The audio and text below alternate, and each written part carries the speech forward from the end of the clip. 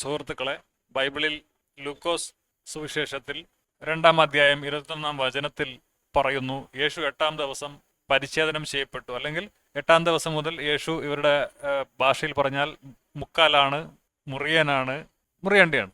അപ്പോൾ മുറിയേണ്ടി ആയിക്കഴിഞ്ഞാൽ ലൈംഗിക ദാഹം ശമിപ്പിക്കാൻ പറ്റില്ല. അതുകൊണ്ട് ആൾക്കാരെ പീഡിപ്പിക്കും.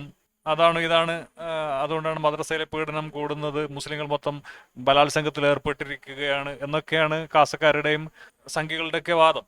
അവരുടെ വാദം അനുസരിച്ച് യേശു ജെറുസലേമിൽ മൊത്തം അരാജകാവസ്ഥ സൃഷ്ടിച്ചിട്ടുണ്ടാവും. അവിടുത്തെ പുരുഷന്മാരൊക്കെ ഇരുമ്പ് ചട്ടി ധരിച്ച് നടക്കേണ്ട ഒരു അവസ്ഥ വന്നിട്ടുണ്ടാകും. അങ്ങനെയുള്ള യേശുവിനെ കാണാൻ വേണ്ടിയിട്ടാണ് ഇവർ സ്വർഗത്തിലേക്ക് പോകുന്നതെങ്കിൽ, ക്രിസ്ത്യാനികളൊക്കെ മരിച്ചിട്ട് സ്വർഗത്തിലേക്ക് പോകുമ്പോൾ അവിടെ കയ്യിലൊരു പാരച്യൂട്ടുമായിട്ട് നിൽക്കുന്ന യേശുവിനെ അല്ലേ ഇവർക്ക് അഭിമുഖീകരിക്കേണ്ടി വരിക.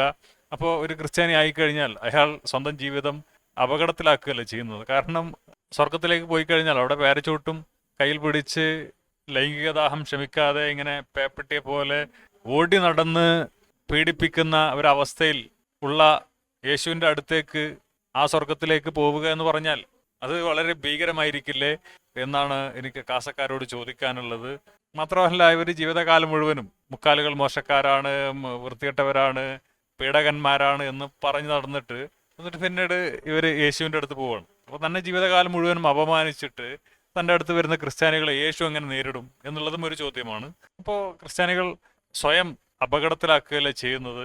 അപ്പോൾ പരലോകത്ത് വെച്ചിട്ട് അല്ലെങ്കിൽ മരണശേഷം ക്രിസ്ത്യാനികളുടെ അവസ്ഥ വളരെ മോശമായിരിക്കില്ലേ എന്നാണ് എൻ്റെ ഒരു ചോദ്യം, സംശയം. അതൊന്ന് തീർത്തു തന്നാൽ വളരെ ഉപകാരമായിരിക്കും എന്ന് പറഞ്ഞുകൊണ്ട് നിർത്തണം. അപ്പോൾ ശരി.